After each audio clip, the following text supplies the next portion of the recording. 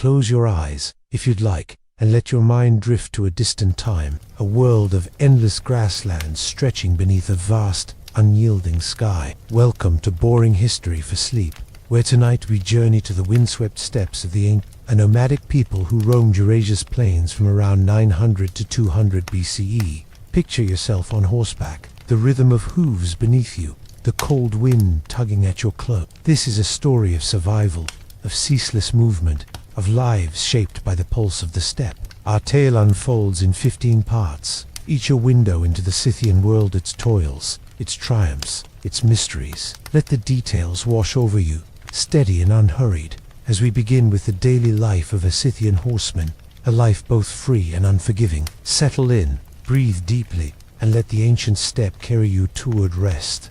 Imagine yourself waking in the dim light of dawn, the air sharp with frost, your breath visible in the chill. You are a Scythian horseman, one of countless nomads who call the vast Eurasian steppe home. Somewhere in what we now know as southern Russia or Ukraine, around 700 BCE, your world is one of constant motion, a life tethered to the rhythm of your herd and the endless horizon. The steppe stretches around you, a sea of grass rippling under a restless wind, dotted with wildflowers in summer. But now, in the turning of autumn, it's a brittle, golden expanse that crunches beneath your boots. Your home is a yurt, a circular tent of felt and wood, its frame creaking softly as the wind presses against it. Inside, the air is thick with the scent of wool and smoke from a small fire, its embers glowing faintly in the center. You rise from a bed of furs, stiff from yesterday's long ride, and pull on a tunic of coarse wool and leather trousers, patched from years of use.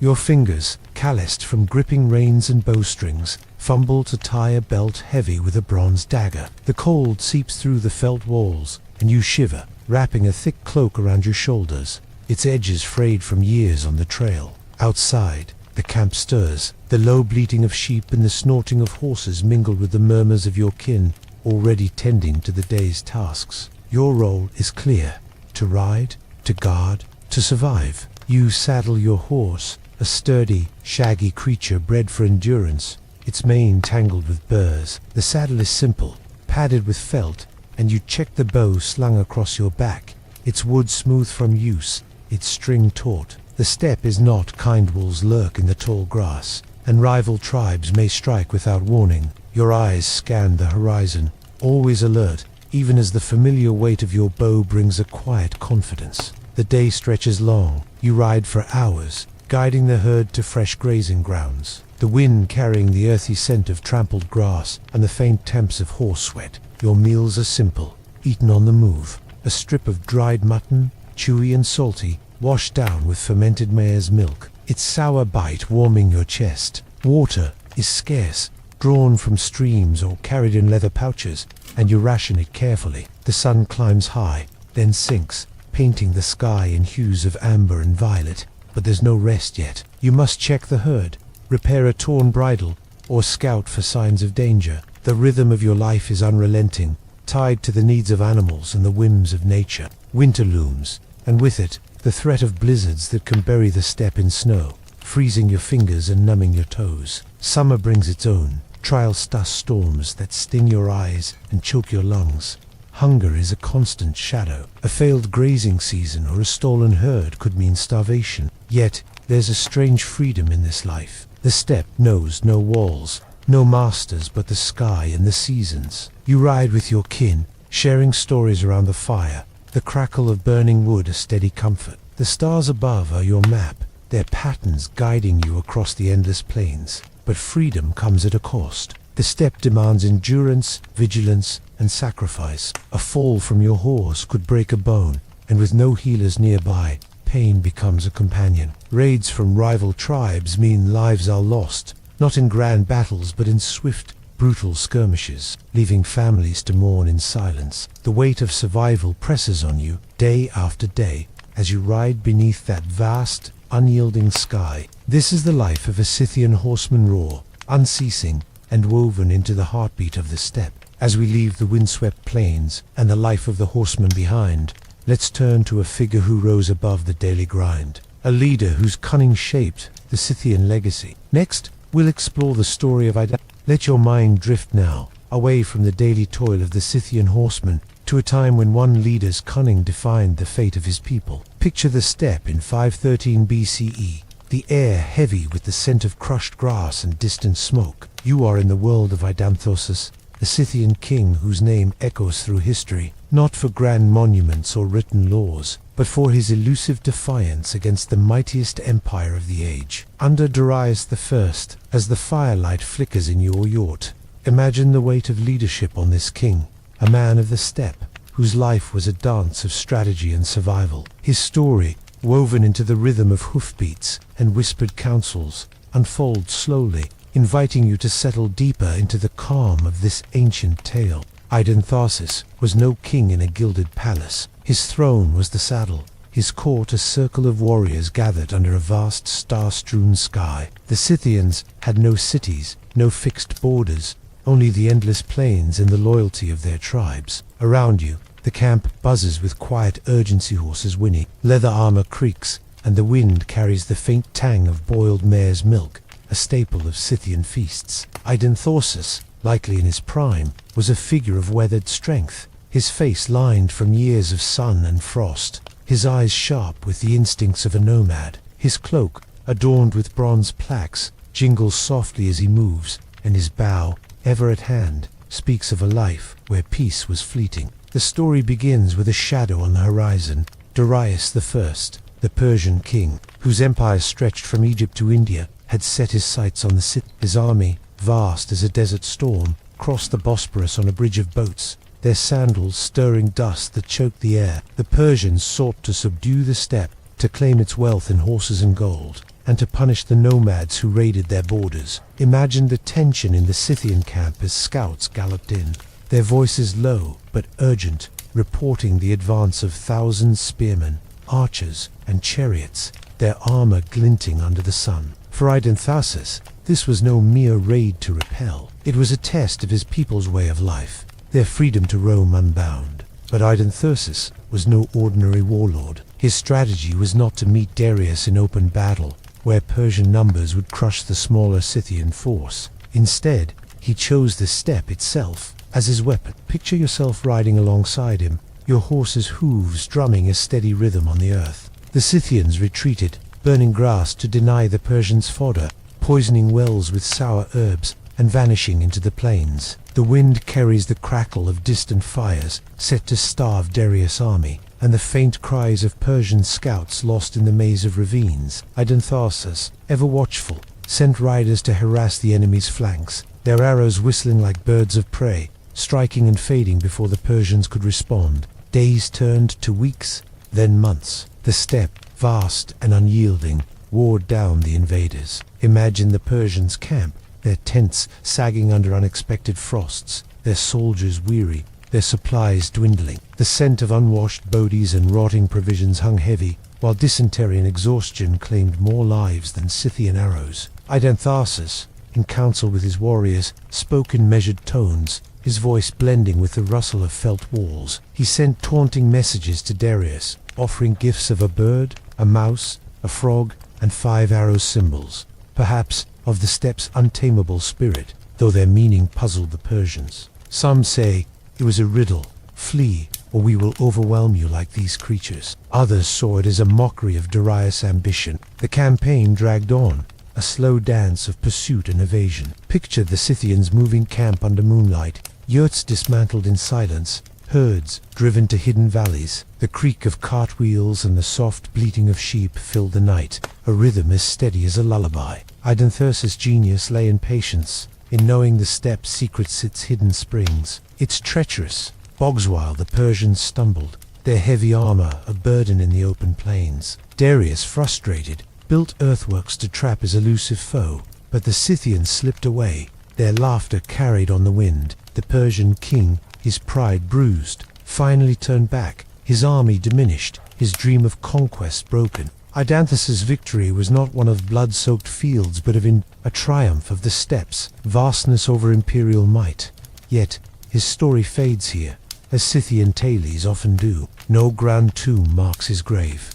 Number scribes recorded his later years. He was a king of the moment. His legacy carried an oral tales, told around flickering campfires. The steppe remembers him in the hoofprints of his horses, in the freedom his people preserved. As you imagine his silhouette against the horizon, bow in hand, the wind whispering through the grass, let the quiet strength of his story settle over you, a reminder of a life unbound, yet ever tested. As we leave Identhasis and his cunning raids behind, let's turn to a mystery that lingers in the frozen earth of the steppe. Next, we'll explore the enigma of the Paziric burials, where the Scythians left clues to their beliefs and lives, preserved in ice. Now, let your mind drift from the fleeting triumphs of Identhasis to a quieter, more enigmatic corner of the Scythian world. Picture yourself standing on the edge of a windswept valley in the Alti Mountains, where the air is crisp with the scent of pine and frost, and the earth holds secrets frozen in time. It's around 400 BCE,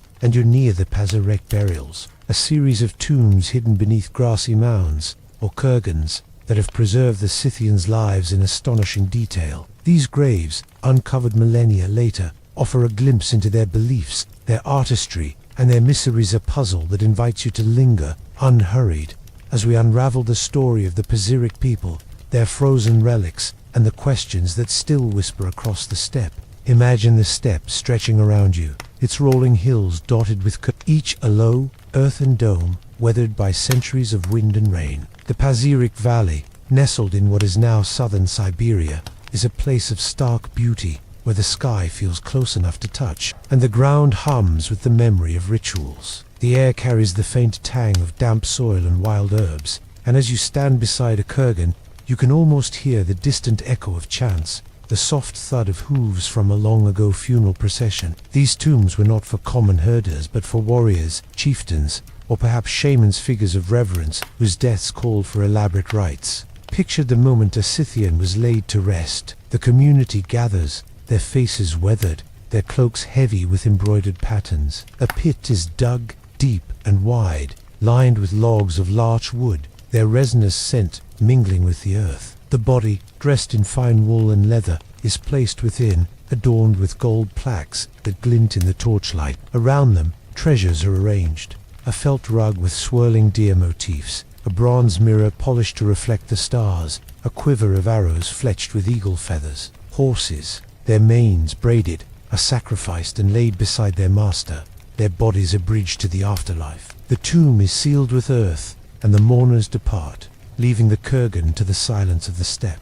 What makes Paziric extraordinary is the ice. In these high, cold valleys, water seeped into the tombs, freezing their contents like a snapshot of Scythian life. Imagine the archaeologists, millennia later, peeling back the earth to find not just bones but textiles, wood, and even skin, preserved as if time had paused. One tomb revealed a warrior, his body tattooed with intricate beast stags, griffins, and leopards curling across his arms and chest. The ink, made from soot and plant dyes, tells of a culture where art marked both flesh and felt. Another grave held a woman, perhaps a priestess, her hair still braided, her clothing embroidered with threads that once glowed red and blue. The scent of ancient wool, faintly musty, seems to linger as you imagine these finds. But the Paziric burials raise questions that drift like the steppe wind, unanswered yet inviting. Were these people royalty, or were they chosen for their spiritual power? The presence of hemp seeds and a small tent-like structure in one tomb suggests shamanic, where smoke induced visions to commune with spirits. Picture the scene: a shaman, cloaked in furs, inhaling the pungent fumes, their voice rising in a chant as the fire crackles. Were these burials meant to honor the dead or to appease the gods of the sky and earth? The horses, often buried in pairs, hint at a journey to an afterlife, but the Scythians left no texts to explain their beliefs, only objects that speak in silence. The tombs also reveal a world connected far beyond the steppe. A carpet, the oldest known, bears Persian-style patterns, suggesting trade or raids that stretched to distant empires. Chinese silk, soft as a whisper, was found in another grave, its threads a testament to the Silk Road's early threads. Imagine the caravans that crossed deserts, their camels laden with goods, linking the Scythians to worlds they never saw. Yet, some burials show signs of violent skulls cracked, arrows embedded hinting at lives cut short,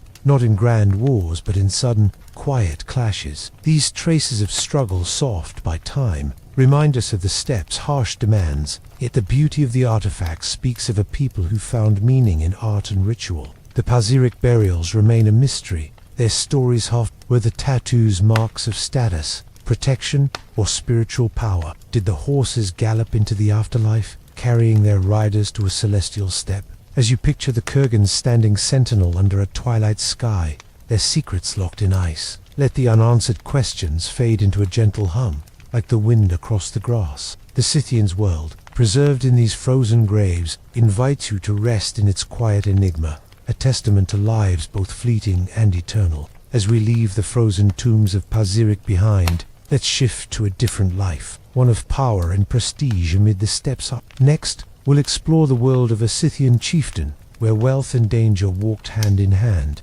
Now, let your mind drift from the silent mysteries of the Pazyryk tombs to a world of power and prestige, where the steppes' harsh winds are tempered by wealth and authority. Picture yourself not as a weary horseman or a mourner at a kurgan, but as a Scythian chieftain, a leader of your tribe. Around 600 BCE, the vast plains of the Eurasian steppe stretch around you, their grasses swaying under a pale dawn sky, and the air carries the faint scent of wood smoke and leather. Your life is one of command, of feasts and councils, yet it is no less bound to the rhythms of the steppe, where danger and duty linger like shadows. Settle into this tale. Let its details unfold slowly, and imagine the weight of leadership in a world without walls. Your day begins in a grand yacht, larger than those of your kin, its felt walls adorned with embroidered hangings of red and blue, their swirling patterns of deer and birds catching the flicker of a central fire. The air inside is warm, heavy with the scent of burning pine and the musky aroma of furs piled high for your bed. You rise, your body draped in a tunic of fine wool, its hem stitched with gold threads that glint softly. Around your neck hangs a heavy torque, a twisted band of gold, its weight a constant reminder of your status. Your boots, crafted from soft leather, tread quietly on a floor of woven mats, and as you step outside, the cold steppe air bites gently at your face, mingling with the distant bleating of your tribe's herds. The camp looks to you, warriors, their faces weathered, nod in respect as they sharpen arrows or mend saddles, the soft scrape of stone on bronze filling the air. Women stir pots of millet porridge, its earthy steam rising in the morning, while children chase each other, their laughter a fleeting note against the wind's low hum. As chieftain, your role is to guide, to protect, to decide. You mount your horse, a sleek stallion with a braided mane, its saddle adorned with bronze plaques shaped like griffins. The rhythm of its hooves is steady, almost hypnotic. As you ride to inspect the herd, or meet with elders under a lone oak tree, its branches gnarled against the sky, your days are filled with councils. Imagine sitting cross-legged on a felt rug, the air thick with the scent of fermented mare's milk, as warriors and shamans speak in low tones. The steppe is not a place of written laws. Your authority rests on wisdom and strength. A dispute over stolen horses requires your judgment too. You demand restitution or risk a feud. A scout reports a rival tribe's approach, their dust cloud visible on the horizon. Your voice, calm but firm, sets the plan. Move the camp, or prepare an ambush. The weight of these choices presses on you, yet the steppe demands decisiveness, its vastness unforgiving of hesitation. Feasts mark your status. Picture a night under the stars, the camp gathered around a roaring fire, its crackle blending with the strum of a bone-stringed lyre. You preside, offering the first cut of roasted horse meat, its rich, smoky aroma filling the air. Bowls of kumis, the fermented milk, pass from hand to hand, its sour temps warming the throat. Your gold torque gleams in the firelight, and your warriors toast your name, their voices rising in a chant that echoes across the plains. Yet, even in celebration, you remain vigilant. Rival chieftains may join the feast, their smiles hiding ambition, and a poorly chosen word could spark a feud that leaves camps burned and families scattered. Wealth sets you apart, but it comes with burdens. Your yacht holds treasures, gold cups from distant Persia, Chinese silk, soft as a breeze, amber beads from Baltic shores. These are not just luxuries but symbols of alliances, won through trade or raids. Imagine running your fingers over a gold plaque, its stag motif cool to the touch, a gift from a far-off tribe. Yet, wealth invites envy. Rivals eye your herds, and whispers of betrayal linger in the camp. Your warriors, loyal for now, expect rewards, horses, weapons, or shares of loot. A failed raid or a harsh winter could turn their loyalty to resentment, and the steppe offers no mercy to a weakened leader. Danger is ever present. A raid against a neighboring tribe means riding under moonlight, the air sharp with frost, your bow ready. Lives are lost in these clashes, not in glorious battles but in swift, silent strikes. The ground left stained but quickly reclaimed by grass. You mourn the fallen, their absence a quiet ache, yet the tribe moves on, yurts packed onto carts, the creak of wheels a steady rhythm. Even in peace, the steppes, blizzards bury, grazing lands, and drought parches streams. Your role is to lead through these trials, to find new pastures, to keep the tribe whole. As chieftain, your life is one of contrasts: power amid hardship, wealth amid danger. The steppe grants you freedom to roam, but its price is vigilance, a constant balancing of alliances and threats. Picture yourself riding at dusk, the horizon glowing amber, your horse's breath visible in the cooling air. The tribe depends on you. Their fire is a constellation of trust, yet the steppe remains indifferent, its winds whispering of challenges to come. Let this image linger, the weight of leadership a quiet hum, as you rest in the rhythm of the Scythian world. As we leave the chieftain's world of gold and responsibility, let's turn to a craft that defined the Scythians' artistry, one that gleamed across their steppes. Next, we'll explore the intricate work of Scythian goldwork, a testament to their skill and spirit. Now, let your mind drift from the weighty responsibilities of a Scythian chieftain, more delicate art, one that gleamed like sunlight across the boundless steppe. Picture yourself seated in a yurt, the air warm with the faint scent of melting beeswax and charcoal embers. Around 600 BCE, you are a Scythian goldworker, your hands steady as you shape molten metal into intricate designs, crafting treasures that will adorn warriors, chieftains, and even the dead. The steppe stretches beyond the felt walls, its grasses whispering in the wind, but here, in the glow of a small fire, your world is one of precision and patience. Let the rhythm of this craft, its careful motions and ancient patterns, settle over you like a soft blanket, guiding you deeper into the calm of the Scythian world. Imagine your walkspace, a corner of the yurt where the light filters through a smoke hole, casting a golden glow on your tools. Before you lies a wooden table, worn smooth by years of use, cluttered with small clay molds, bronze tongs, and a leather pouch of raw gold nuggets, their surfaces rough from riverbeds or distant mines. The air carries the sharp, metallic tang of heated gold, mingling with the earthy scent of damp wool from the yurt's walls. Your fingers, calloused yet nimble, work with a small hammer, its handle polished by your grip. Beside you, a tiny furnace glows, its coals hissing softly as you feed it with dried dung, the steppes only fuel to keep the heat steady. Your task today is to craft a plaque, a palm-sized disc of gold to be sewn onto a warrior's cloak or buried in a You begin with a nugget, no larger than a walnut, its weight reassuring in your hand. You place it in a clay crucible, its surface blackened from use, and set it in the furnace. The gold softens, then glows, a liquid shimmer that reflects the fire's dance. With tongs, you pour it into a mold carved with the shape of a stag, its antlers curling like branches. The metal hisses as it cools, and you feel the faint warmth on your face, a contrast to the chill seeping through the yurt seams. The steppe outside hums with distant sounds, horses snorting, a child's laughter, the low whistle of wind through grass. The mold cracks open, revealing the rough stag, its form emerging like a story from the metal. Now comes the finer work. You sit cross-legged, a leather apron across your lap, and take up a bone stylus, its tip sharp enough to etch delicate lines. With steady strokes, you carve details into the gold. The stag's eyes, alert and wide,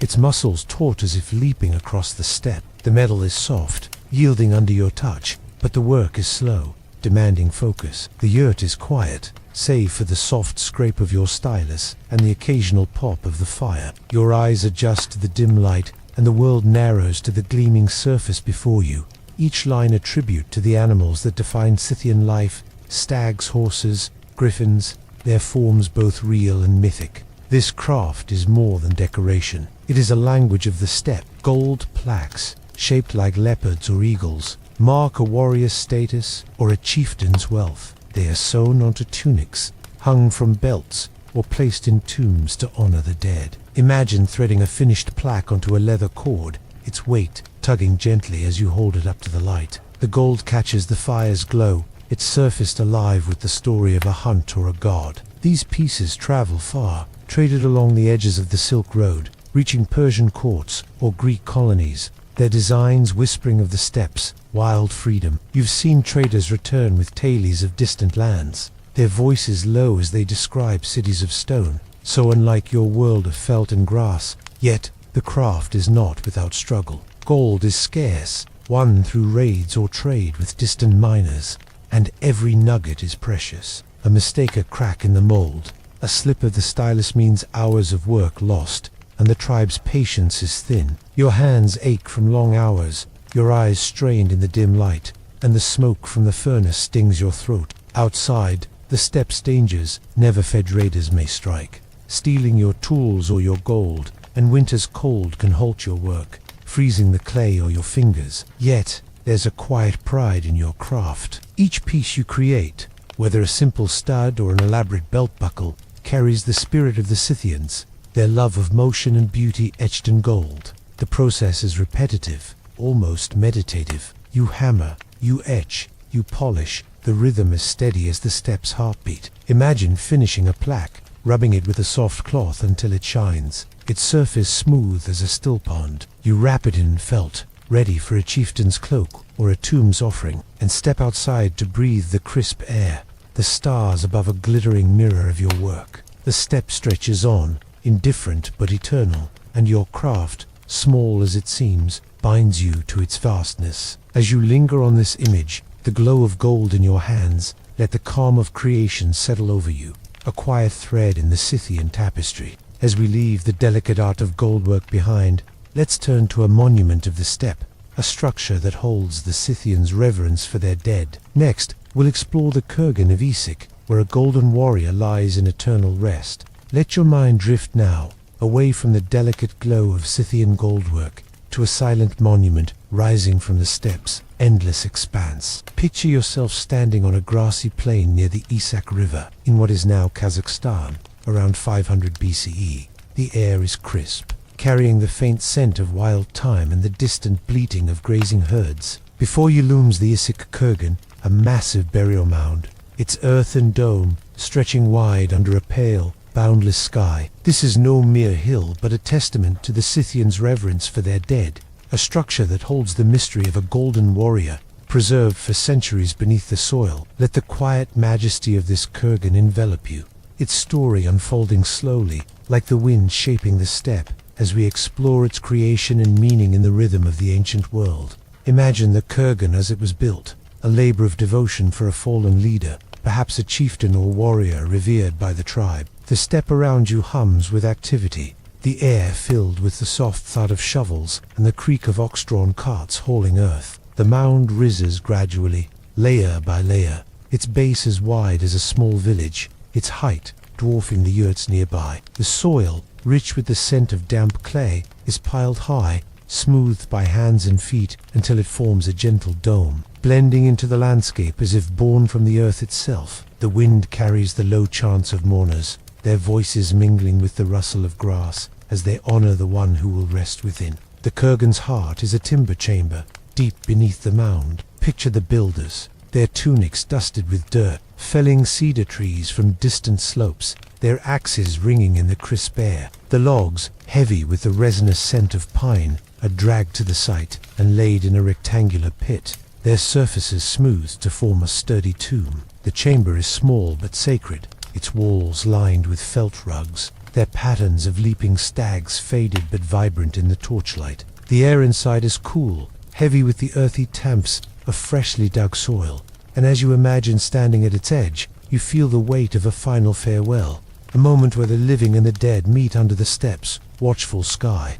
Within this chamber lies the Golden Man, as later archaeologists would call him, a warrior, perhaps a young leader, his body adorned in a suit of gold. Imagine the care taken to prepare him. His tunic, sewn with over 4,000 gold plaques, glints like a field of stars, each piece shaped like a horse or a spiral, stitched with sinew onto leather. His belt, heavy with a golden buckle, presses against his waist, and a conical hat, studded with gold arrows, crowns his head. The scent of cedar lingers, mixed with the faint musk of the furs draped over him. Beside him rest his treasures, a bronze dagger, its hilt worn smooth, a whip with a carved handle, and a small table holding clay cups, their rims crusted with traces of mare's milk. Horses, their coats brushed to a sheen, are sacrificed and laid nearby, their bodies a silent escort to the afterlife. The kurgan's construction is a communal act, binding the tribe in shared purpose. Picture the workers, their faces streaked with sweat, piling stones to seal the chamber, their hands rough from hauling. Women weave offerings, felt cloths dyed with madder rootwile. Shamans burn herbs, their smoke curling upward, carrying prayers to the sky gods. The mound grows, swallowing the chamber, until it stands complete, a gentle curve against the horizon. The steppe reclaims it, grass creeping over the earth, hiding the tomb from raiders or time's erosion. The air grows still, save for the soft whistle of wind, and the tribe moves on, leaving the kurgan to guard its secrets. Centuries later, archaeologists uncover the Isek kurgan, their spades revealing a world frozen in time. The golden man's armor, untouched by decay, speaks of a culture that poured its wealth into honoring the dead. But questions linger, as soft as the steppe's breeze. Was he a king, a warrior, or a sacred figure? His youth, a sign of sacrifice. The gold, so abundant, suggests trade with distant lands, perhaps Persia or China. Yet the tomb's isolation hints at a tribe fiercely protective of its own. The horses, buried with care, point to a belief in a journey beyond death. But where did they ride in the Scythian imagination? The kurgan itself, a marvel of labor, stands as a monument to a people who built no cities, yet shaped the earth to cradle their heroes. As you picture the kurgan standing alone, its silhouette, softened by dusk, let its quiet presence anchor you. The steppe stretches around it, vast and unchanging, its grasses whispering tales of those who built it. The golden man rests within, his gold gleaming in the dark, a beacon of a life celebrated, now eternal in its stillness. Let this image linger, the mound's gentle curve under a twilight sky, as you drift deeper into the calm of the Scythian world. As we leave the Isek kurgan's silent splendor behind, let's turn to the bustling edges of the Scythian world, where trade connected the steppe to distant lands. Next, we'll explore the life of trading on the Silk Road's edge, where goods and dangers flowed in equal measure. Now, let your mind drift from the solemn stillness of the Isek kurgan to a livelier corner of the Scythian world, where the steppe hums with the energy of exchange. Picture yourself at a trading rendezvous, somewhere along the fringes of the Silk Road, around 500 BCE, in what is now southern Russia or Central Asia.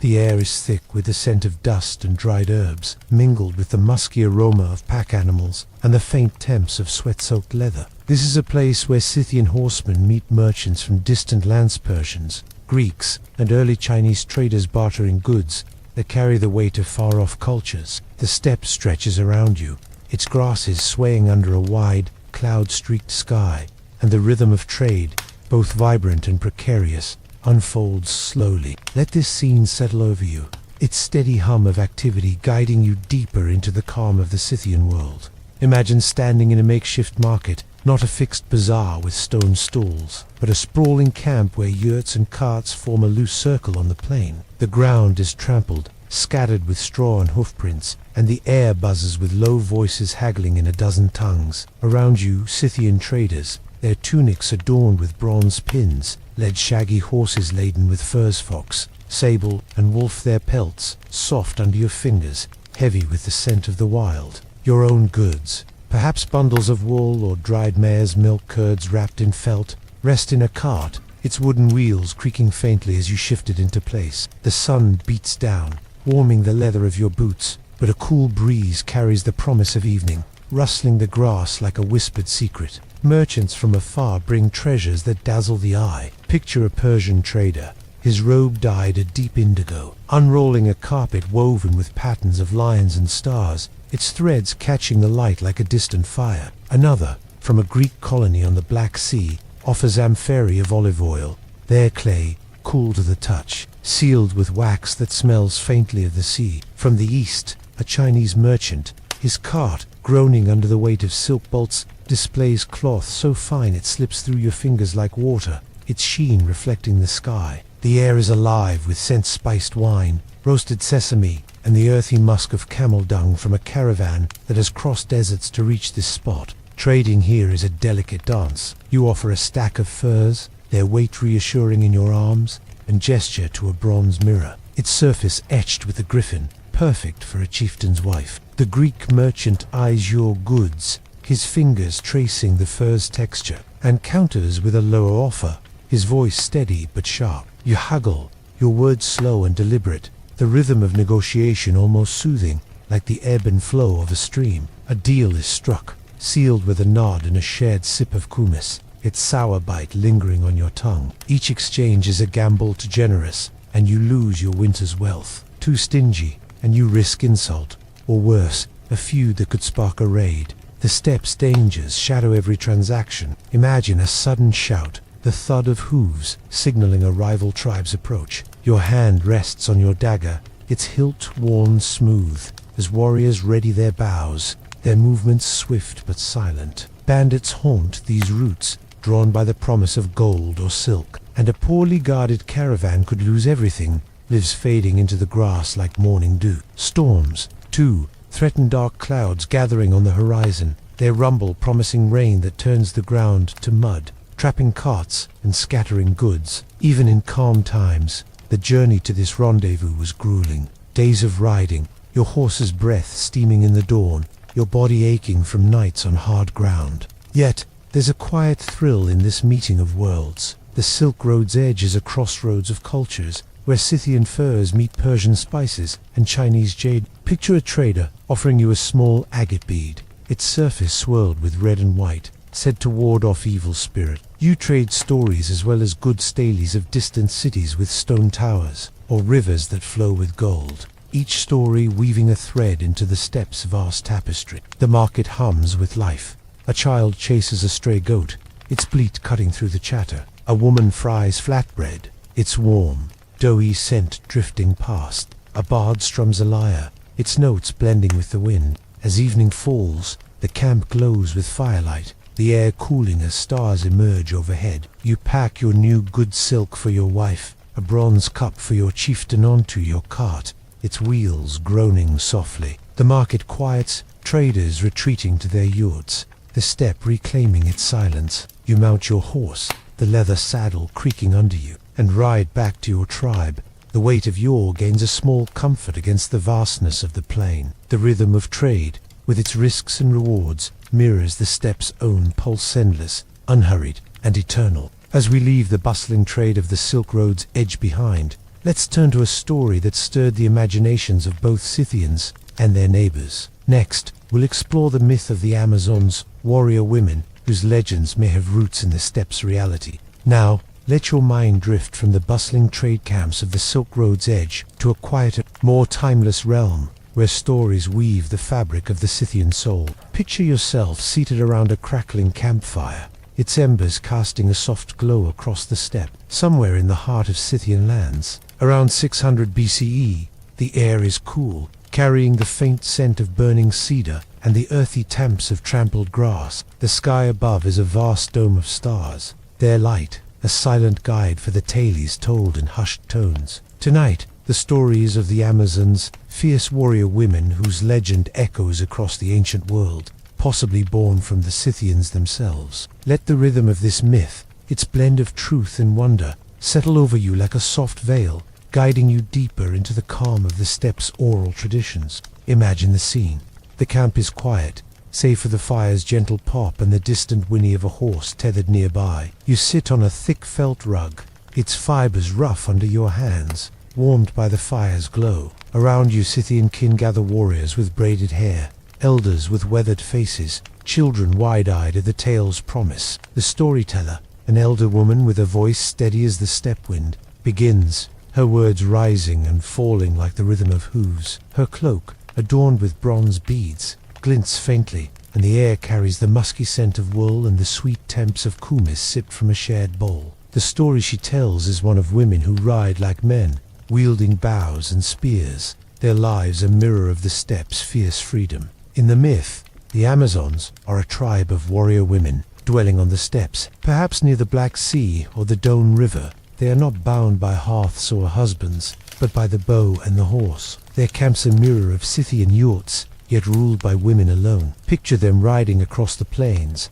their horses kicking up dust that catches the sunlight, their tunics loose but belted with bronze, their quivers heavy with arrows fletched with goose feathers. The storyteller describes their leader, a queen named Hippolyta, her hair braided with gold, her spear sharp enough to pierce a boar's hide. The tale speaks of their battles against Greeks, against rival nomads where their arrows fly like hawks, swift and silent, leaving foes to fall upon the grass. The Greeks, who carried this story to their cities, wove it into their own myths, telling of Amazons clashing with heroes like Theseus or Achilles. But here, on the steppe, the tale feels closer, more real. The storyteller's voice, low and measured, paints a scene of an Amazon raid. Hooves thundering, the air sharp with the twang of bowstrings, the ground left quiet but for the wind's sigh. Lives are lost in these tales, but the storyteller speaks softly, focusing not on the clash but on the courage, the freedom of women who ride as equals to men. The firelight flickers, casting shadows that dance like the warrior she describes, and the scent of smoke weaves through her words, grounding you in the moment. Was there truth in this myth? Archaeologists, centuries later, would find clues in Scythian graves. Imagine a kurgan, its earth parted to reveal a woman buried with a bow, a dagger, and a horse, her skeleton bearing the marks of a rider's life-worn hips, strong arms. Some graves, like those of Pazarik, hold women with tattoos of leopards and stags, their weapons as fine as any man's. These finds suggest that Scythian women, or those of related tribes, like the Sarmatians, rode and fought, their lives blurring into the Amazon legend. Picture a young woman, her hair tied back, practicing archery on the steppe, her arrows thudding into a straw target, the air filled with the soft creak of her bow. She might have been a daughter, a sister, or a wife,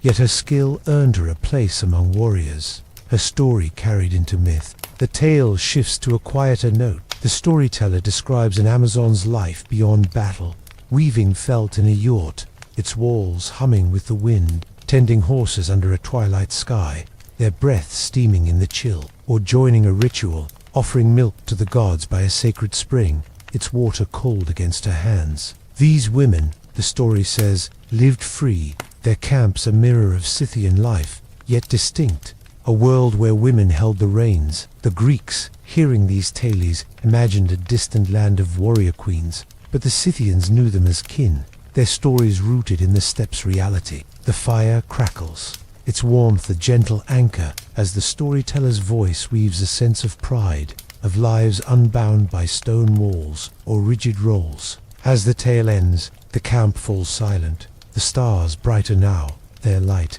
a quiet echo of the story's wonder. The myth of the Amazons, whether truth or embellishment, carries the Scythian spirit fierce, free, and tied to the steppe's endless rhythm. Imagine the storyteller pausing, her eyes tracing the fire's glow. As the listeners drift towards sleep, the tale lingering like a soft melody. Let this image settle over you, the warmth of the fire, the vastness of the steppe, and the echo of warrior women riding under a starry sky. As we leave the mythic Amazons and their campfire tales behind, let's turn to the real women who shaped Scythian life, their roles both practical and profound. Next, we'll explore the lives of women in Scythian society, from archers to Now, let your mind drift from the flickering firelight of Amazon myths to the vibrant, everyday lives of the women who shaped the Scythian world. Picture yourself in a Scythian camp, around 600 BCE, where the steppe stretches endlessly under a sky brushed with the soft hues of dawn. The air carries the faint scent of dew-soaked grass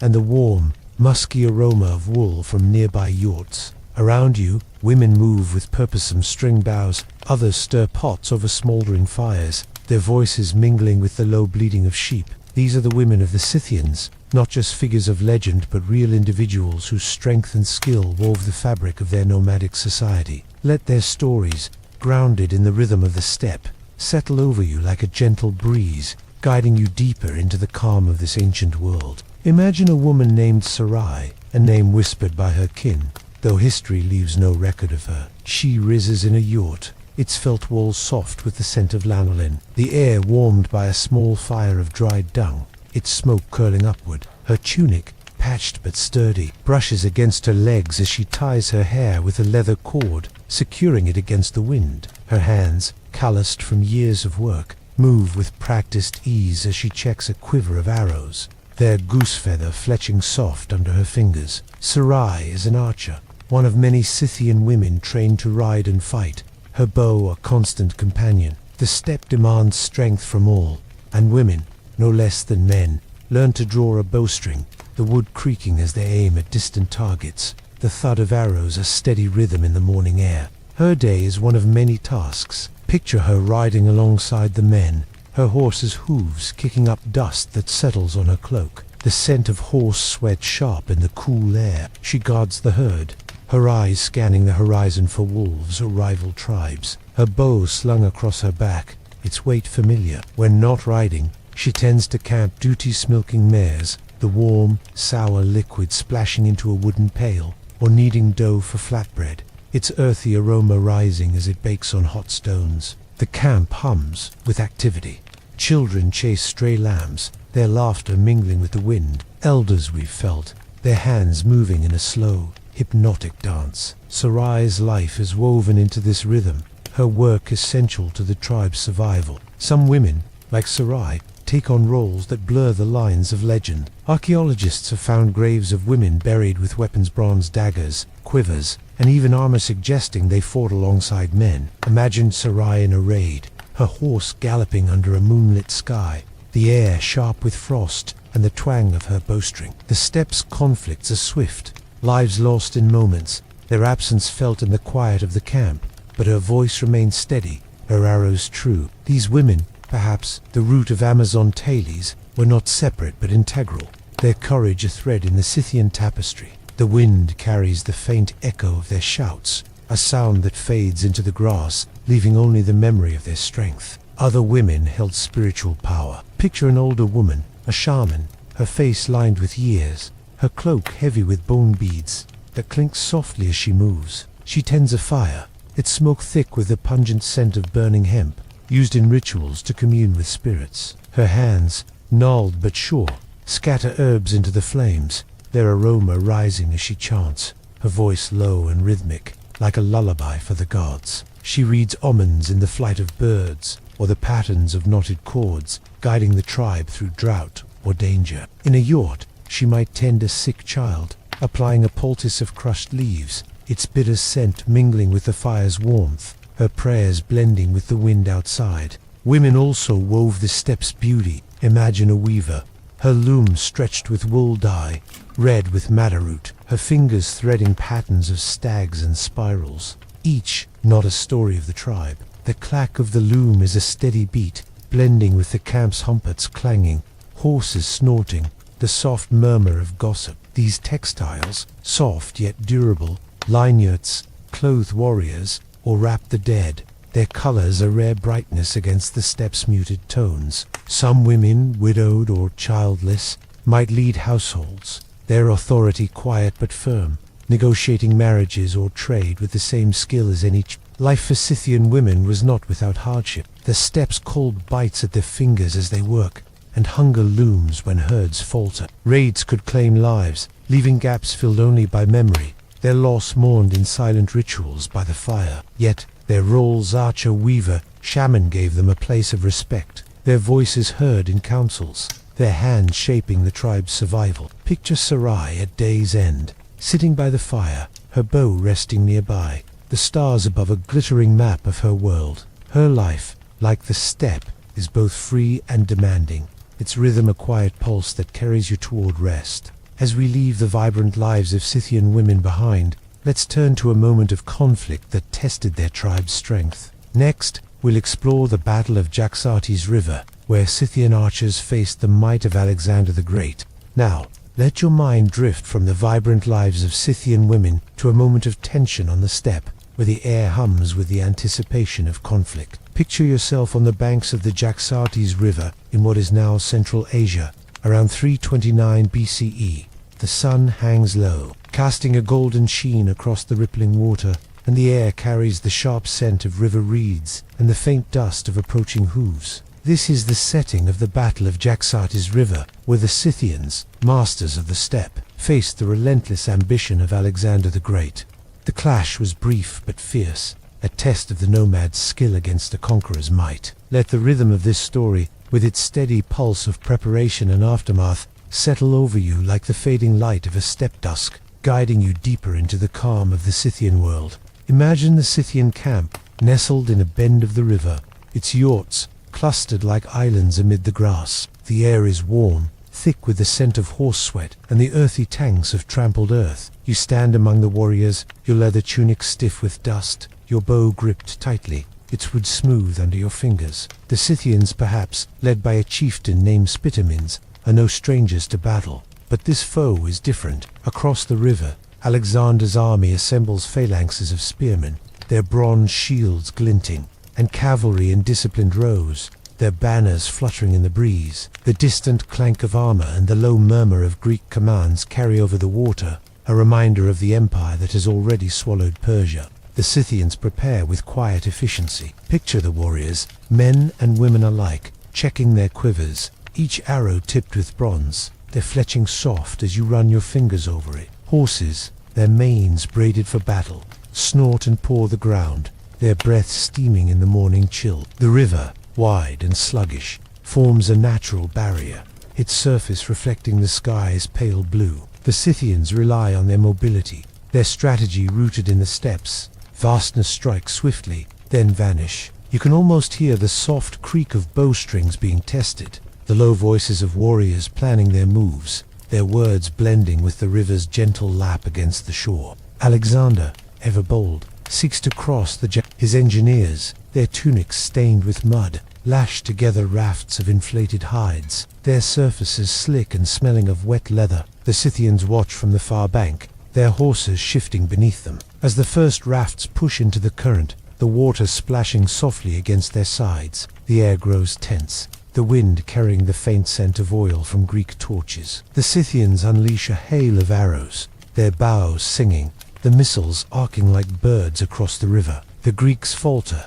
some falling silently into the water, their shields sinking with a muffled splash. The scene is one of chaos, but you imagine it from a distance, the sounds muted, the struggle soft by the steppes' indifference. Alexander, undeterred, adapts. He orders his archers and slingers to the river's edge, their volleys forcing the Scythians back. Picture the nomads retreating, their horses galloping in a cloud of dust, the ground trembling faintly under their hooves. The Greeks cross, their rafts groaning under the weight of men and weapons, and form ranks on the Scythian side. The nomads, true to their way, avoid a pitched battle. Instead, they circle, their horses weaving patterns in the grass, their arrows striking from afar. The air fills with the whistle of missiles, the thud of impacts, and the occasional cry, quickly swallowed by the wind. Lives are lost on both sides, their passing a fleeting shadow on the steppe, mourned later in quiet rituals by firelight. The battle turns when Alexander's cavalry charges,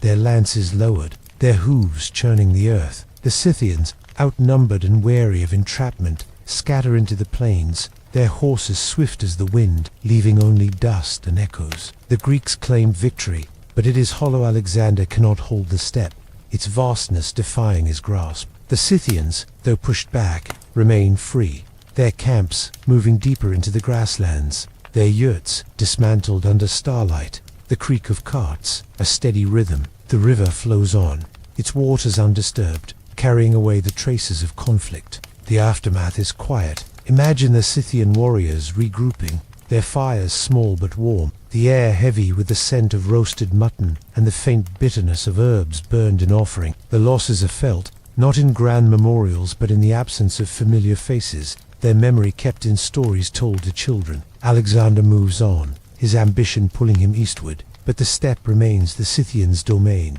its vastness their shield. The battle, brief as it was, speaks to their resilience, their ability to bend like grass in the wind, unbroken. As you picture the river at dusk, its surface.com, the steppe stretching beyond, let the story's quiet resolve linger, a soft note in the Scythian saga. As we leave the fleeting clash at Jaxartes behind, let's turn to a practice that sustained the Scythians through both life and death. Next, we'll explore the world of Scythian shamanism and healing, where spirits and herbs wove a delicate balance. Now, let your mind drift from the fleeting clash of the Jaxartes River to a quiet, more sacred corner of the Scythian world, where the veil between the living and the spirits grows thin. Picture yourself in a Scythian camp, around 500 BCE, somewhere on the vast Eurasian steppe. The air is cool, heavy with the scent of burning herbs and the faint musk of feltyards, their walls swaying gently in the evening breeze. The sky above is a deep indigo, speckled with stars that seem to pulse with secret. You are in the presence of a Scythian shaman, a figure revered for their ability to heal, to guide, and to commune with the unseen. Let the rhythm of their rituals, steady and unhurried, wrap around you like a soft cloak, guiding you deeper into the calm of the Scythian world. Imagine the shaman's yacht set slightly apart from the camp, its entrance draped with a woven curtain dyed with ochre and madder, its fibers rough under your fingers as you step inside. The air within is warm, thick with the pungent aroma of hemp seeds, smouldering in a clay brazier, their smoke curling upward in lazy spirals. The fire's glow casts flickering shadows on the felt walls, adorned with small bone charms that clink softly in the draught. The shaman, an elder woman with eyes sharp as a hawk's, sits cross-legged on a fur rug, her cloak heavy with embroidered spirals and bronze beads. Her hands, weathered yet steady, cradle a wooden bowl filled with crushed herbs, wormwood, sage, and wild mint whose bitter scent mingles with the smoke, filling the yurt with an otherworldly calm. The shaman's role is to heal, not just the body but the spirit. For the Scythians see illness as a disruption of balance, a discord between the sufferer and the gods of sky and earth. Picture a young warrior, his face pale, lying on a bed of furs, his breathing shallow from a fever that grips him. The shaman kneels beside him, her voice low and rhythmic, chanting words that blend with the fire's soft crackle. She scatters herbs into the brazier, their smoke rising in thick clouds, believed to carry prayers to the spirits. The hemp's heady aroma fills the air, and the shaman sways gently, her eyes half closed, as if seeing beyond the yacht's walls to a realm of ancestors and deities. The chant, repetitive and soothing, seems to pulse with the steppe's own heartbeat, drawing you into its cadence. Healing begins with touch and ritual. The shaman presses a poultice of crushed leaves and honey to the warrior's brow, its cool, sticky texture a contrast to his fevered skin. The scent of honey, sweet and earthy, mixes with the herbs, grounding the scene in the familiar. She ties a small amulet of bone carved with a stag's outline around his wrist, its surface smooth from years of crafting. The amulet, blessed with whispered incantations, is meant to ward off malevolent spirits, its weight a quiet reassurance. The yurt is silent, save for the shaman's chant and the warrior's shallow breaths, the outside world fading until only the ritual remains, a moment suspended like dew on the grass. The Scythians' healing practices blend the practical with the sacred. Imagine the shaman gathering herbs at dawn, a basket heavy with plants plucked from the steppe chamomile for pain, yarrow to staunch wounds, their leaves damp with morning mist. She boils water in a clay pot, its steam rising with a faint mineral temps, and steeps the herbs to make a bitter tea, its taste sharp but soothing. For wounds from raids, she might clean the skin with mare's milk, its sour scent familiar to the camp, and bind it with strips of linen, dyed red to honor the blood that flows for the tribe. These remedies, passed down through generations, are as much about knowledge as faith, each herb a gift from the steppes' vast pharmacy. Yet, shamanism reaches beyond healing. Picture a ritual to guide the tribe through drought, the air dry and heavy with dust. The shaman leads a procession to a sacred spring, its water cold and clear, reflecting the stars like a mirror. She burns hemp in a small tent, its smoke enveloping her, inducing visions that guide her, counsel where to move the herds, when to raid. The air fills with the rhythmic beat of a drum, its skin taut, its sound echoing like distant thunder. Warriors and elders listen, their faces lit by firelight, as she speaks of omens, a hawk circling thrice, a dream of a running stag. These signs, woven into the tribe's decisions,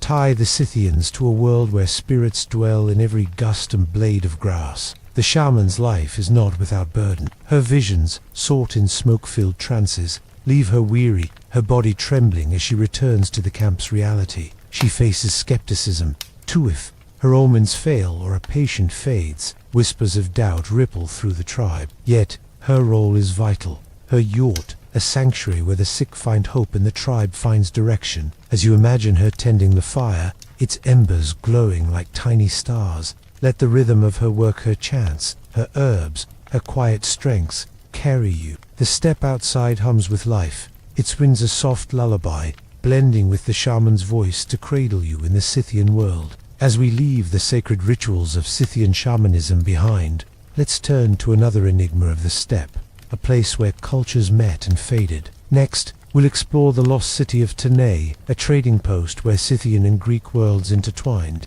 Now, let your mind drift from the sacred smoke of the shaman's yurt to a forgotten outpost where the steppe meets the sea. Picture yourself standing on the banks of the Don River in what is now southern Russia. Around 300 BCE, the air is warm, carrying the briny scent of the nearby Black Sea and the faint rustle of reeds swaying in the breeze. Before you lies Tanais, a trading post where Scythian horsemen and Greek merchants mingled, their worlds colliding in a cluster of mud-brick walls and wooden docks. Known as the lost city of the steppe, Tanais is a place of mystery, its ruins whispering of a vibrant past now reclaimed by earth and time. Let the story of this vanished settlement, its echoes soft as the river's flow, settle over you like a gentle tide, guiding you deeper into the calm of the Scythian world. Imagine Tanais in its prime, a small but bustling hub where the steppe's vastness meets the ordered life of Greek colonists. The settlement is no grand city like Athens,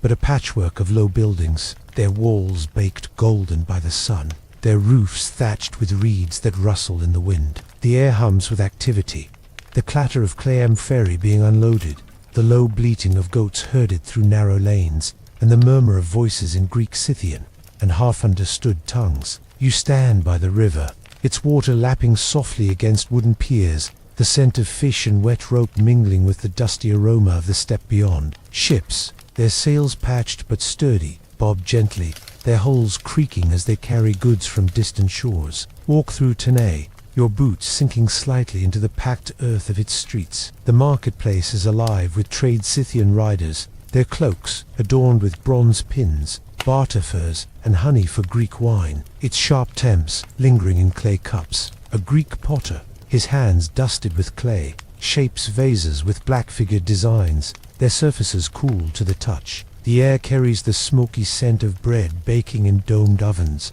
blending with the sweeter notes of dried figs from across the sea. Scythian women, their hair braided with bone beads, haggle alongside Greek traders, their voices rising and falling in a rhythm as steady as the river's current. Tanais is a crossroads, a place where cultures meet, their differences softened by the shared pulse of commerce. Yet Tanais is a mystery. Its story, picture the settlement's walls, built of mud brick and stone, designed to guard against raids, but crumbling under time's weight. Archaeologists, centuries later, would uncover its foundations, their spades revealing broken pottery, charred wood, and bronze arrow. Some say raids by rival tribes. Perhaps Sarmatians left the settlement in ruins, its people scattered like leaves in the wind. Others point to the river, its course shifting over centuries, starving the docks of trade. Imagine standing amid the ruins, the wind carrying the faint echo of a bustling past, the ground littered with shards of amphary, their edges worn smooth. The mystery deepens with the artifacts. Excavations reveal Scythian gold, its stag motifs gleaming, buried alongside Greek coins stamped with owls, symbols of Athens. Did Tanais thrive as a peaceful meeting ground, or was it a tense frontier where mistrust simmered beneath every deal? Picture a Scythian trader, his quiver slung across his back, eyeing a Greek merchant's scales, suspicious of short weight. A single sparker cheated bargain, a stolen horse could ignite conflict, leaving lives lost in swift clashes, their memory fading into the steppe's silence. Yet, the artifacts also speak of harmony. A Greek vase painted with a Scythian rider, a fusion of styles that hints at shared lives under the same sky. Tanais layout adds to its enigma. Imagine its streets, a blend of Greek grids, and Scythian sprawl, with stone altars to Poseidon beside shrines to a horse god, their surfaces stained with offerings of milk and blood. The city's Acropolis, a low hill fortified with timber, overlooks the river, its view stretching to the steppes' horizon. Was Tanais a Scythian outpost adopting Greek ways, or a Greek colony shaped by nomad neighbors? Its people, a mix of settlers and locals, lived in homes of mud and wood, their hearths warm with the scent of burning pine. At night, they gathered under starlight, sharing stories of distant lands, the air alive with the strum of a lyre, or the soft chant of a Scythian prayer. As Tanais faded, the steppe reclaimed it. Picture the ruins, their walls softened by rain, grass creeping over broken stones. The river flows on, its waters indifferent, carrying away the echoes of trade and laughter. Archaeologists puzzle over its end. Did fire or flood drive its people away? Or did trade routes shift, leaving Tanais stranded? The mystery lingers, as soft as the wind through the reeds, inviting you to imagine its streets alive once more, its people bound by the rhythm of exchange. Let this image settle, the lost city of Tanais, glowing faintly in the dusk, its secrets whispering across the steppe. As we leave the faded streets of Tanais behind, let's turn to a ritual that bound the Scythians to their gods. Next, we'll explore a sacred ceremony for the horse god, a moment of devotion under the steppe's endless sky. Now, let your mind drift from the faded echoes of Tanais to a sacred moment on the steppe, where the Scythians turn their gaze to the divine. Picture yourself standing on a wide, grassy plain, somewhere in the heart of Scythian lands, around 500 BCE. The sun is setting, painting the sky in hues of amber and violet, and the air is cool, carrying the crisp scent of dew-soaked grass and the faint smoke of a distant fire. Before you, a ritual unfolds, a ceremony to honor the horse god, a deity whose power pulses through the steppe's lifeblood, its horses. The camp is hushed, the rhythm of chants and offerings blending with the wind's soft hum. Let this scene, with its quiet reverence and steady cadence, wrap around you like a warm cloak, guiding you deeper into the calm of the Scythian world. Imagine the ritual site, a gentle rise in the landscape marked by a circle of stones, each smoothed by years of wind and touch. The steppe stretches endlessly around you, its grasses swaying like a sea, their tips catching the last light of day. A small fire burns at the center, its flames crackling softly, sending up curls of smoke that carry the sharp, resinous scent of burning cedar. The Scythians gather, their faces lit by the fire's glow. Warriors with braided hair, women in embroidered tunics, children clutching their mothers' hands. The air hums with anticipation, the low murmur of voices blending with the distant whinny of horses tethered nearby, their manes stirring in the breeze. At the heart of the ceremony stands a shaman, perhaps a woman, her cloak heavy with bone beads that clink gently as she moves. Her hands, weathered by years of ritual, hold a clay bowl filled with mare's milk, its surface pale and shimmering in the firelight. She begins a chant, her voice low and rhythmic, rising and falling like the steppe's own breath. The words, ancient and unfamiliar, speak of the horse god, perhaps Tabite, the goddess of hearth and herd, or a nameless deity tied to the sun and sky. The chant weaves through the air, mingling with the fire's soft pop and the faint rustle of grass, creating a melody that feels eternal, as if the steppe itself is singing. The ritual centers on a horse, a magnificent stallion chosen for its strength, its coat brushed to a glossy sheen,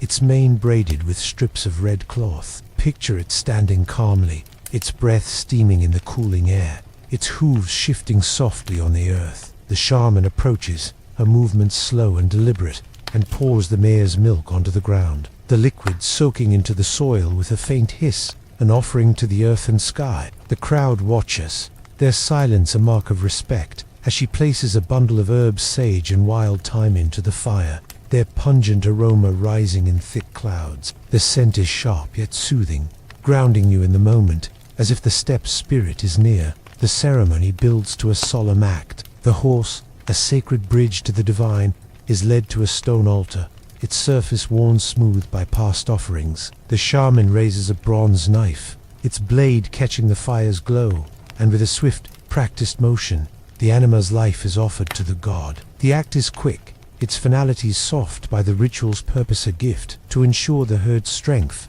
the tribe's survival. The blood seeps into the earth, a quiet offering, its scent earthy and fleeting, carried away by the wind. The crowd murmurs a prayer, their voices blending into a low hum, like the drone of bees, as they seek the horse god's favor for abundant pastures and safe journeys. Offerings continue, each a thread in the ritual's tapestry. Picture warriors stepping forward, their leather belts creaking, to place bronze arrowheads on the altar, their surfaces cool and heavy. Women offer woven bands, dyed with madder and indigo, their patterns of spirals and horses glowing in the firelight. A child, guided by an elder, sets a small clay figure of a horse beside the altar, its form crude but heartfelt. The air grows thick with the scent of smoke and herbs, and the shamans chant rises, her voice steady, calling to the god to protect the tribe from drought, from raiders, from the steppes' unyielding trials. The fire crackles, its warmth a gentle anchor, tying the living to the divine. The ritual closes as night deepens, the stars above a glittering canopy. The shaman scatters the fire's ashes, their faint warmth lingering on the ground, and the crowd disperses, their footsteps soft on the grass. The steppe is silent now, save for the wind's whisper and the distant call of a nightbird. The horse god, unseen but ever present, is believed to watch over the tribe, its herds, its riders. This ceremony, repeated across generations, binds the Scythians to their land, their faith, a rhythm as steady as the seasons. Imagine the altar at dawn, its stones dusted with dew, the offerings untouched but sacred, a quiet testament to the tribe's devotion. As you linger on this image, the fire rests, embers fading, the steppes stretching into darkness. Let the ritual's calm settle over you. The Scythian's faith, rooted in the earth and sky, carries a timeless peace, its cadence a lullaby for the soul. Let it guide you, soft and unhurried, into the stillness of the night. As we leave the sacred rites of the horse god behind, let's turn to a moment when the Scythians' world began to shift. Next, we'll explore the Sarmatian conquest, a turning point that reshaped the steppes' nomadic balance. Now, let your mind drift from the sacred fires of the Scythian ritual to a time of change, when the vast steppe felt the tremors of a new power rising. Picture yourself on the Eurasian plains, around 300 BCE, where the grasses sway under a restless wind, and the air carries the faint scent of dust and distant smoke. The Scythians, masters of the steppe for centuries, face a growing shadow. The Sarmatians, a kindred nomadic people whose ascent will reshape the balance of this boundless world. This is the story of the Sarmatian conquest, not a single clash but a slow, relentless shift that altered the steppe's rhythm. Let this tale, with its quiet currents of change, settle over you like the fading light of a steppe dusk, guiding you deeper into the calm of the Scythian world. Imagine a Scythian camp, its yurts clustered in a shallow valley, their felt walls swaying softly in the breeze. The air is warm, tinged with the earthy scent of trampled grass and the musky aroma of horses tethered nearby, their manes stirring as they graze. You stand among the Scythians, your leather tunic dusted from a long ride, your bow resting across your shoulder. The camp feels familiar, its rhythm steadied, the clatter of pots, the low voices of elders planning the next move, the laughter of children chasing a stray lamb. But there's a tension in the air, a whisper of unease carried by scouts who return with news of Sarmatian riders, their camps encroaching closer, their herds grazing on lands once claimed by your tribe. The Sarmatians, like the Scythians, are nomads, their lives shaped by the steppes' demands. Picture their riders, clad in heavier armor-scale mail of bronze or bone that clinks softly as they move. Their horses, larger and bred for war, kick up clouds of dust that shimmer in the sunlight. The Sarmatians speak a tongue close to the Scythians, their yurts and rituals similar, yet their ambition sets them apart. They are not invaders from distant lands, but kin, perhaps cousins, who seek to dominate the steppes' grazing grounds, its trade routes, its power. The air carries the faint temps of their campfires, a reminder that the steppe, vast as it seems, cannot sustain endless tribes vying for control. The conquest unfolds not in one grand battle, but in a series of skirmishes, each a ripple in the steppe's endless flow. Imagine riding with a Scythian band, your horse's hooves drumming a steady beat as you scout a Sarmatian encampment. The horizon glows with their fires, and the wind brings the sharp twang of their bows, their arrows heavier, tipped with iron.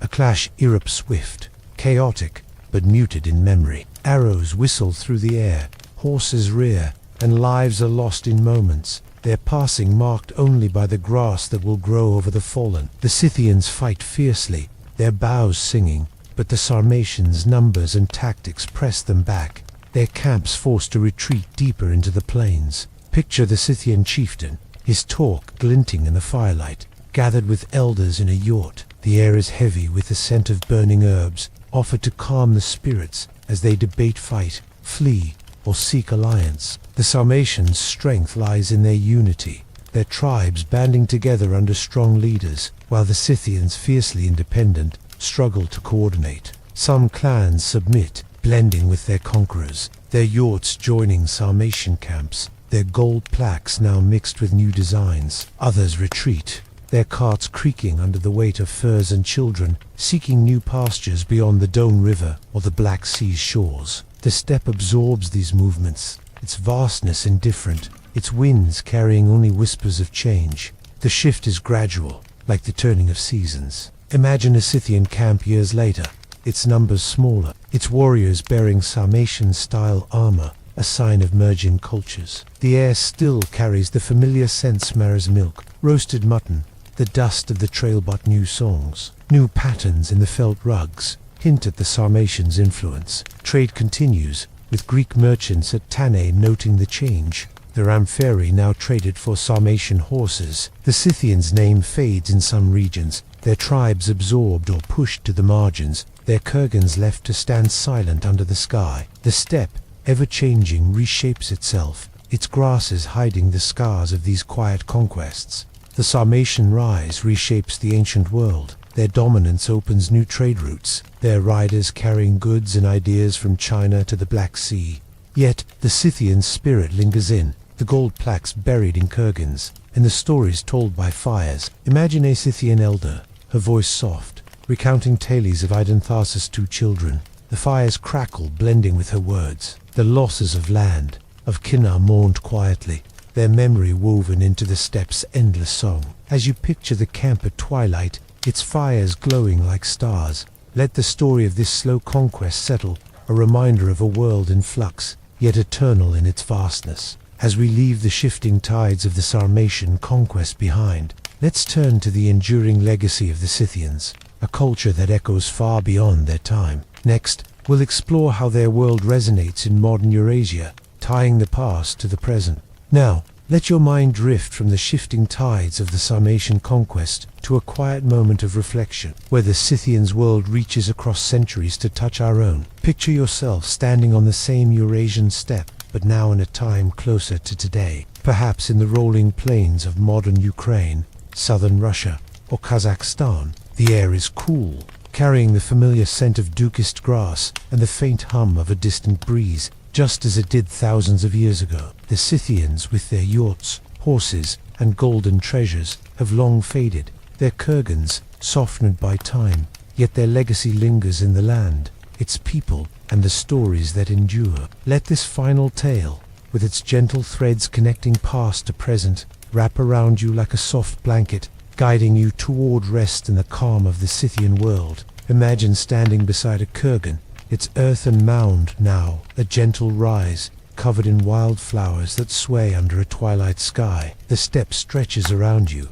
its vastness unchanged, its grasses whispering the same secrets they carried in 600 BCE. The air is crisp, tinged with the earthy scent of soil and the faint sweetness of clover, a reminder of the herds that once roamed here. In the distance, a modern village glows with soft lights, its houses built of brick, yet some families still tend horses, their hooves echoing the rhythm of Scythian riders. The steppe's timelessness binds you to the past, its horizon a bridge between then and now, inviting you to trace the Scythians' echoes in the world we know. The Scythian's horsemanship lives on in the cultures of Eurasia. Picture a Kazakh herder, his face weathered like riding across the plains, his horse's mane braided with red thread, much as it might have been millennia ago. The air carries the same musky scent of horse sweat, the same steady thud of hooves on grass. In Mongolia, nomads still dwell in yurts, their felt walls echoing the Scythian tents, their interiors warm with the scent of burning dung and boiled milk.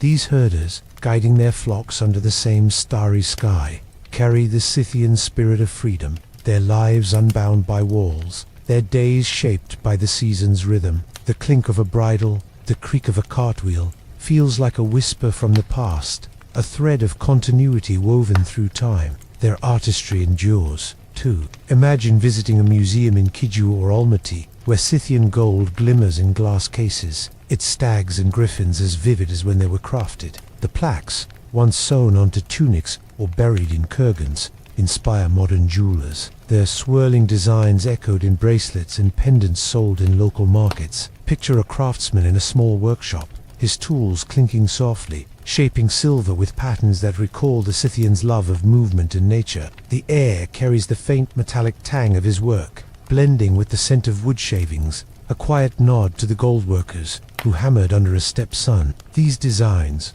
born on the plains, live on in the art of Central Asia, their curves a silent legacy. The Scythians' influence stretches further, woven into the cultures they touched. In Russia, folklore tells of riders who vanish into the steppe, their tales echoing Scythian myths of Amazons or heroes like Rot. Picture a grandmother in a village, her voice soft as she tells children's stories by a crackling fire, its warmth mirroring the campfires of old. The air carries the scent of baking bread, grounding the scene in comfort. As her words paint warriors galloping under a starry sky. In Greece, the myths of Amazons, possibly inspired by Scythian women, still linger in literature, their strength celebrated in modern The Scythians trade along the Silk Road's edge, helped forge paths that persist. Their routes now highways linking east and west, their legacy carried in the flow of goods and ideas. Even the steppe itself holds their memory. Archaeologists uncover kurgans,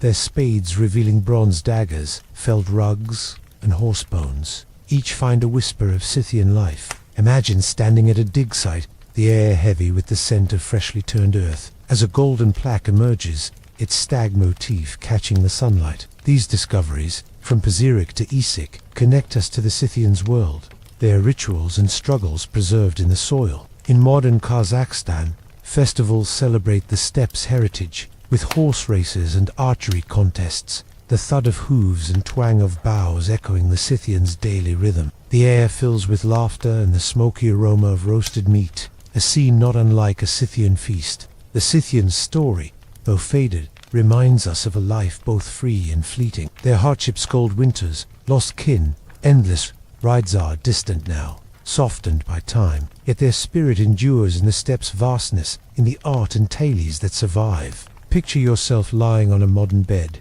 its softness a contrast to the furs of a Scythian yurt, the quiet of your room a far cry from the steppe's wind. The Scythians' world, with its trials and triumphs, is a distant echo, yet it lingers in the cultures, crafts, and landscapes of Eurasia. Let this thought settle, the steppe stars shining above, their light a gentle bridge to the present, carrying you toward rest. As we linger on the Scythians' enduring echoes, let's draw this journey to a close, reflecting on their world and the peace of the present. And so, our journey through the Scythian steppe comes to a gentle end. From the shivering toil of the horseman to the golden treasures of Issyk, from the myths of Amazons to the rituals of the horse god, we've wandered through a world of vast plains and fleeting lives. The steppe, with its endless grasses and starlit skies, held the Scythians in its embrace, shaping their days with the rhythm of herds, the gleam of gold, and the whisper of spirits. Their struggles against cold, against rivals, against time itself are now distant, their stories preserved in the earth, in the tales, in the echoes that reach us today. Picture the steppe one last time, its horizon glowing faintly under a crescent moon, the air cool and quiet, the grass swaying like a lullaby. The Scythians' fires have long faded, their yurts gone, but their spirit lingers in the lands they roamed, in the art they crafted, in the freedom they cherished. As you rest now, safe in the warmth of your own space, let the weight of their world slip away. The steppe's vastness, its trials, its wonders, are a story to carry you into dreams. Breathe deeply, let the rhythm of the past fade, and drift into the gentle peace of sleep. Good night.